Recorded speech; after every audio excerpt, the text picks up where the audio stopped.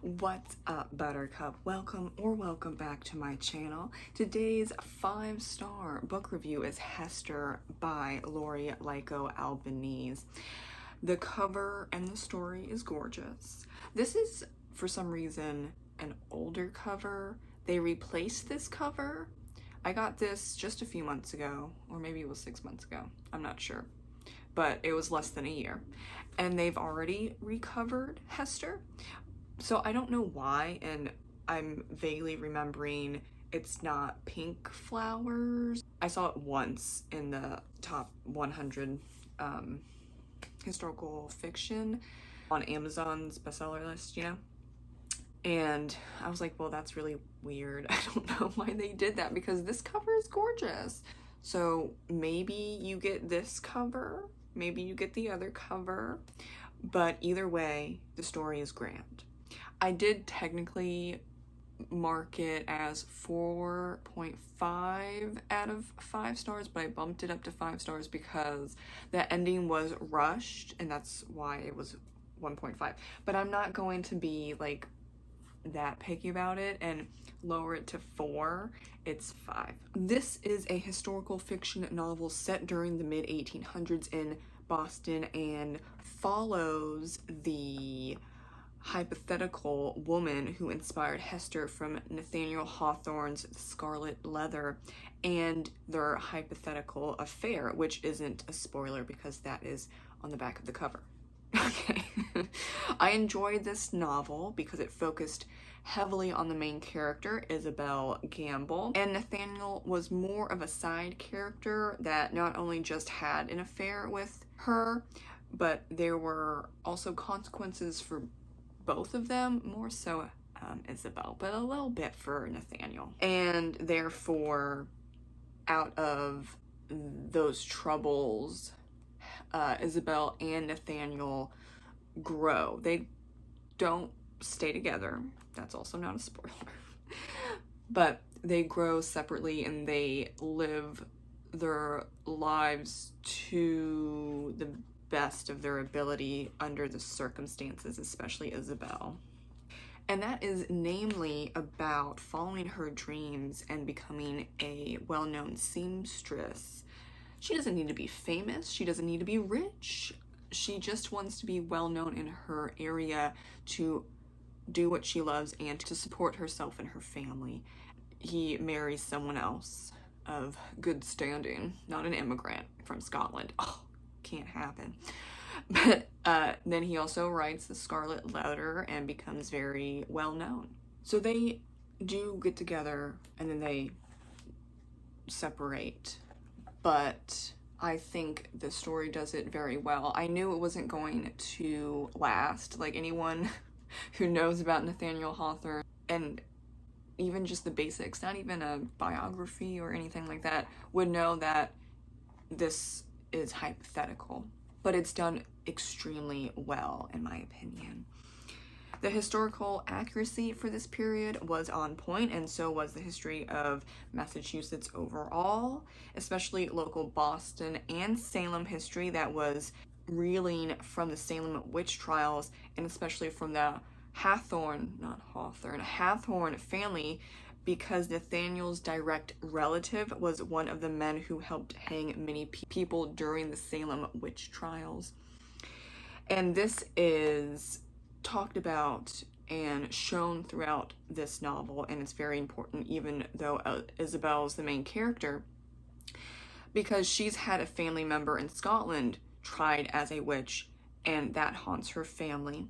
So not only are they bonding over their attraction, physical attraction, and some shared interest, not a lot though, but really they're bonding over trauma.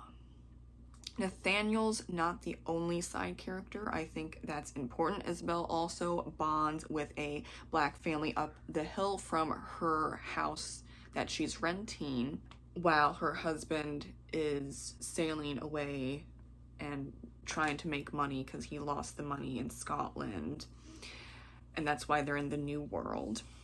He's interesting. I won't spoil much, but I don't like him. Now Going back to Isabel and the family up the hill. This is something that's not talked about often, but she is very Celtic, and the Scots are Celts. They're considered Celts, not just the Irish, but the Celtic look is red hair, green eyes, freckles, very pale, very tall. And that really stands out to the people in Massachusetts. And then she has a very thick accent, and she speaks Gaelic and English, so she's not just an English speaker. And she's also from a not well-known family. And so it keeps going on and on. She does not fit in. She is considered, like other Scottish and Irish and just overall Celtic immigrants, as dirty, profane.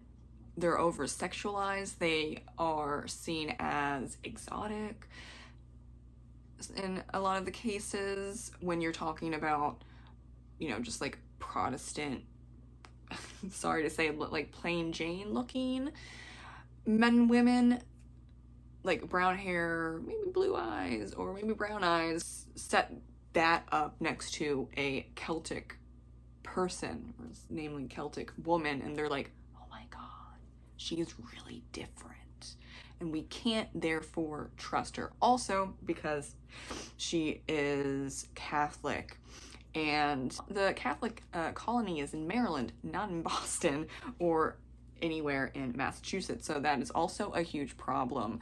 She's got a lot of stuff stacked against her, and so do the Black people in the Boston and Salem area. So the townspeople, other than Nathaniel, but Nathaniel's and other than her husband and her husband's employer, don't really like her.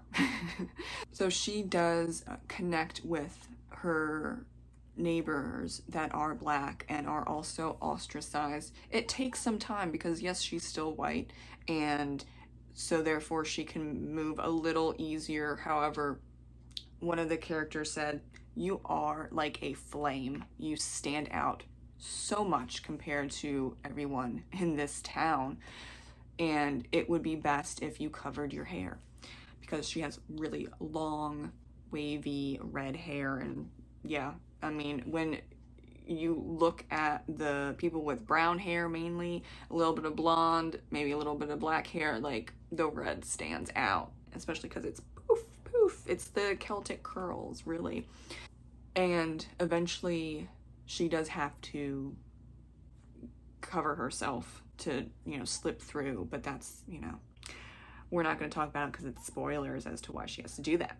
And another point that is really pivotal, and it's not a spoiler, is that Isabel Gamble has what they would call a magical ability, but I can't pronounce the word, but it's synesthesia.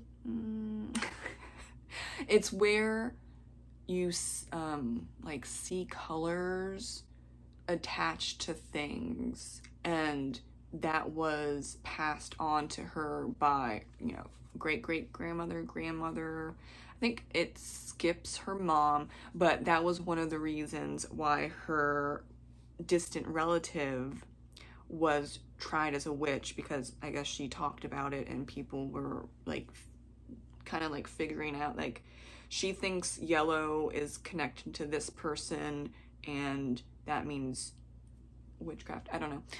So her mom, Isabel's mom, says you have to not talk about colors assigned to people and things because they'll think that you're a witch. And this is a theme throughout the whole novel as well, and is a catalyst to a lot of Isabel's problems, just like how it was a catalyst to her distant relative almost being hanged as a witch. I thought it was interesting.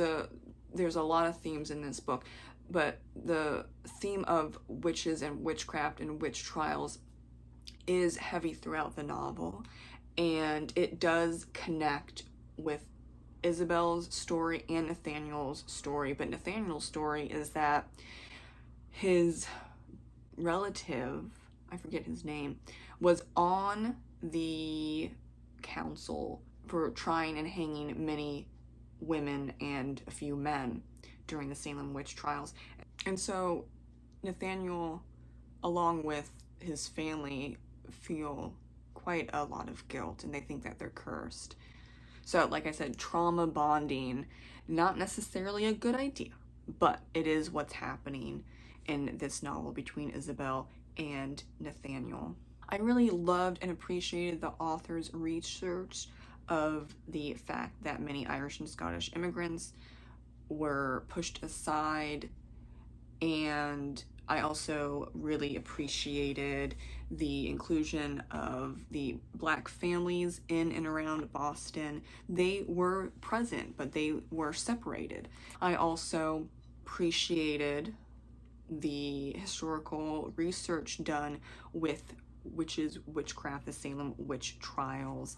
And even though I'm not into ships, I'm really glad that there was so much research done with shipping and how one would go from Scotland across the ocean to the New World, and how difficult that is and how scary it is, because I think we forget, because we're flying in planes or we're driving.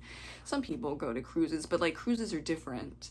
Ships from Europe or just like anywhere to the New World, it took months, and there was a big chance that you would get sick and die. And that's really scary. And I think the writer portrays all of that and more very well. And lastly, the writing is sing-song, not purple prose or flowery.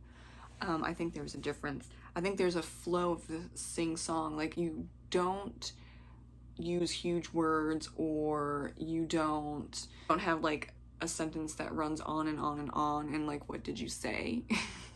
Like, you said a lot of words, but I don't know what you meant by this like one paragraph that's actually just a sentence. I'm confused here.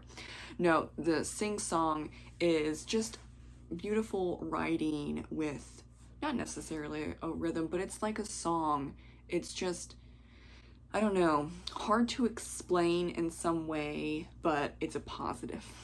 Just letting you know, it's a big positive. I absolutely recommend Hester to anyone who is interested in historical fiction during this time period and want to read a hypothetical story about Nathaniel Hawthorne and his book that is an American classic. Thank you so much for watching, and have a great rest of your day. Bye!